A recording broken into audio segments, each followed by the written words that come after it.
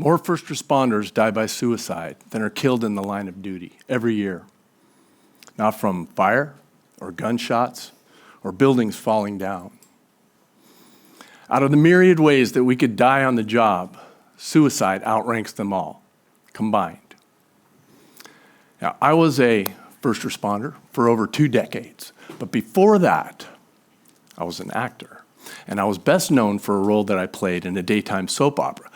And the name of the character was Dylan Lewis.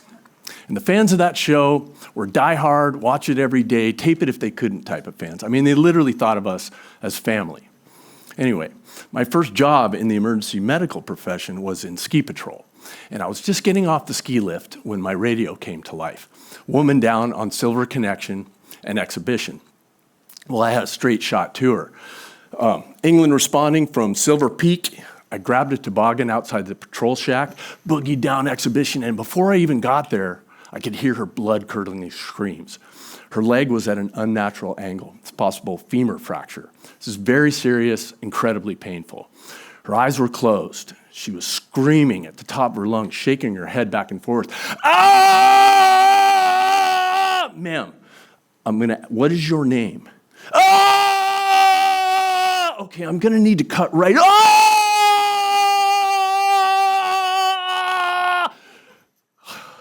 Sometimes you need to reach into your bag of tools to get someone's attention. Ma'am, calm down!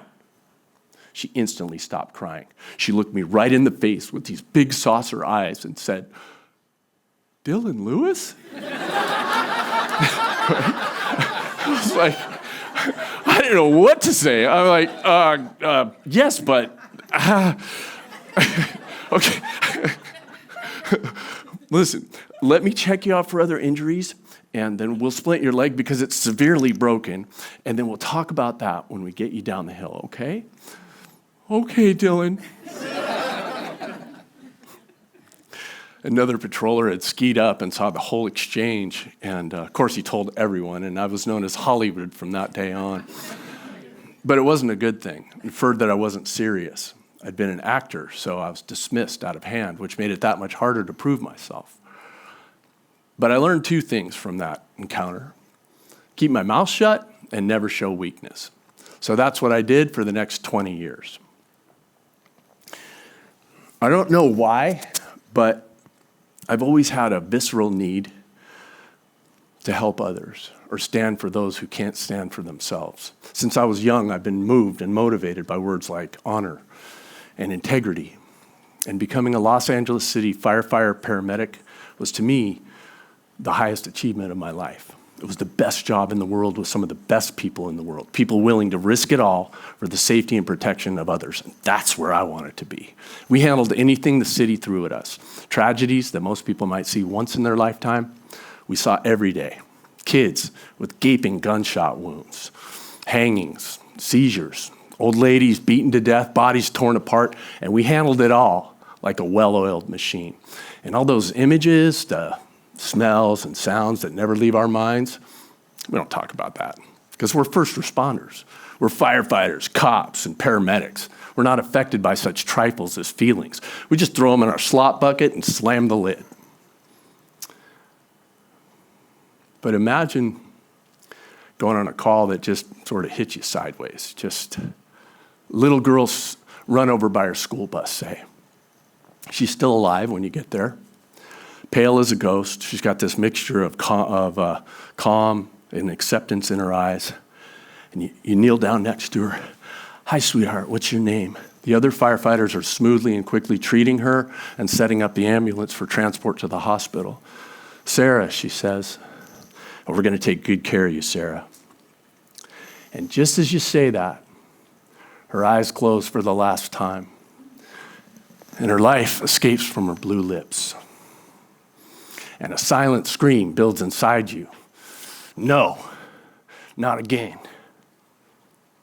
Chest compressions, defibrillation, IV, oxygen, bandages. You give it everything you got, but you know she's gone. And eventually you have to let go. You have to say it out loud.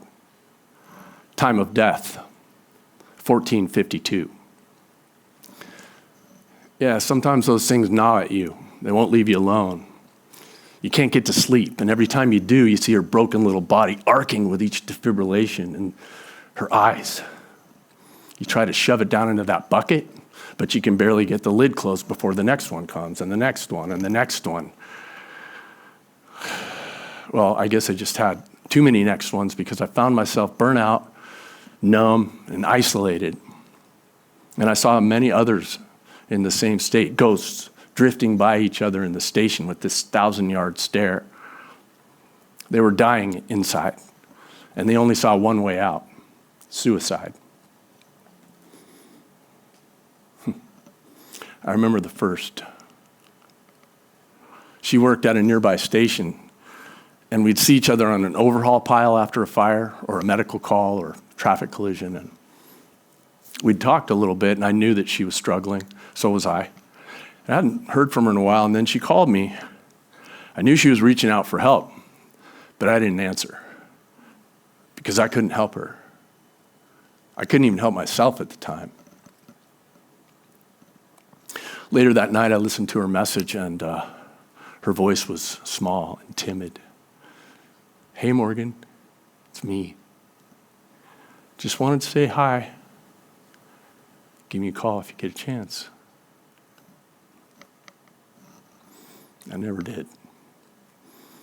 2 weeks later, she took her life with a shotgun. I couldn't let that happen to me. So I decided to walk away. I didn't care about a pension or the years I'd put in. I saw how far I'd fallen, and I was ashamed of myself. I knew that I needed to heal. So that's what I did, and I tried everything from meditation to yoga to plant medicine to shamans and gurus. And each step helped me feel lighter, more hopeful. But I still felt alone and very separate. And then one day I was connected with this guy, retired cop. And we just hit it off. And we had a short conversation, but he was having some colleagues up to his ranch for the weekend, and he invited me to join. There was no agenda, nothing planned. We were just some time in nature and away from the city. After a really nice dinner, 6 of us sat around a fire pit, each one a first responder.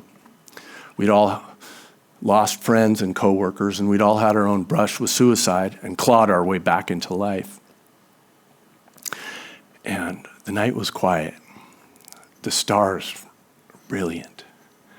Wood crackled in the fire, and one by one, they began to tell their stories. Big Joe, tough guy, firefighter. He was tears rolling down his face as he's talking about sitting on the edge of his bed with the gun in his mouth and the shame and the hopelessness, and man, I got it.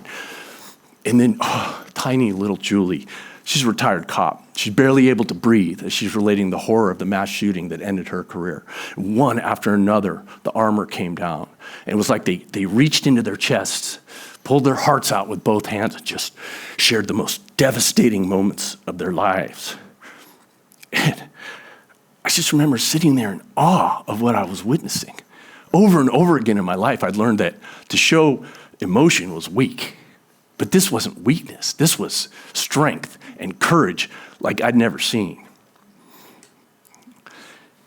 And suddenly, I didn't feel so alone anymore. And I realized in that moment that I was part of something much greater than myself. So when I got home, I went right to my computer and I looked up anything I could find on first responders and mental health. And what I found was staggering. Yes, more first responders do die by suicide than are killed in the line of duty. A lot more. A firefighter is 3 times more likely to die by suicide than to be killed in the field. Police officers, EMS personnel, nurses, even park rangers. I mean, the statistics are horrifying.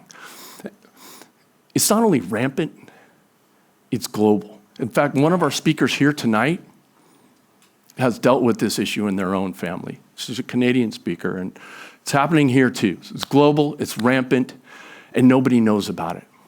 Departments sweep it under the rug. Officers look the other way. We look the other way.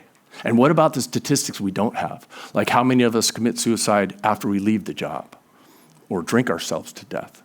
I've connected with dozens of retired first responders who are hanging on by their fingernails. They don't ask for help. They don't even know how. They just suck it up, stay silent, and let it fester.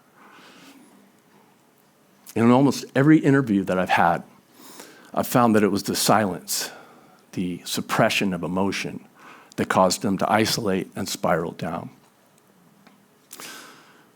So what if instead of throwing it in our buckets to stagnate and rot, what if we had some way to offload it, like some sort of outlet or overflow valve?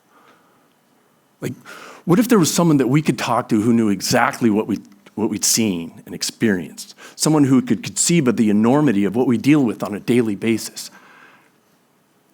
But who, right? Who could understand the exhaustion you feel after a 96 or 120-hour shift, and the constant stress and pain and misery we're exposed to day after day after day? Oh, that's right. It's us, the first responders. We're the outlet. We're the overflow valve. We are the answer.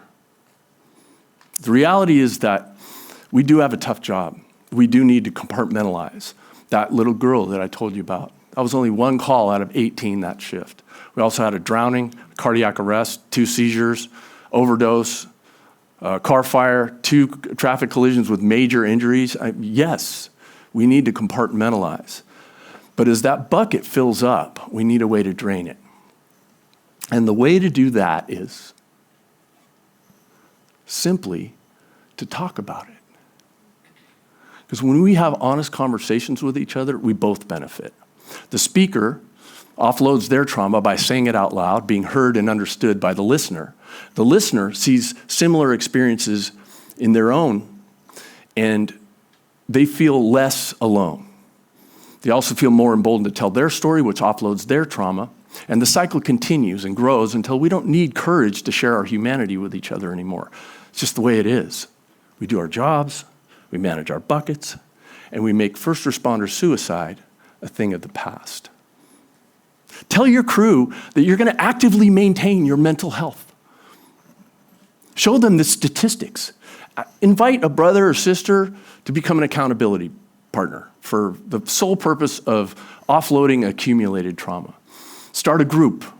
Meet regularly. It doesn't have to be your crew. It doesn't have to be your department. You can go outside it. Just start wherever you can. We will literally run through fire and bullets to save one of our own. I've seen it. I've done it. That's the kind of courage I'm calling on now. The alarms are ringing. You're being toned out. You've answered every 911 call you've ever been assigned. Day or night, rain or shine. This year's the most important call of your life and your time to stand up and be counted. The stuff that we carry in our buckets can kill us, but it can also set us free if we have the courage to share it. Don't be afraid. We all have a bucket. When we can be honest about that, we can begin to end suicide.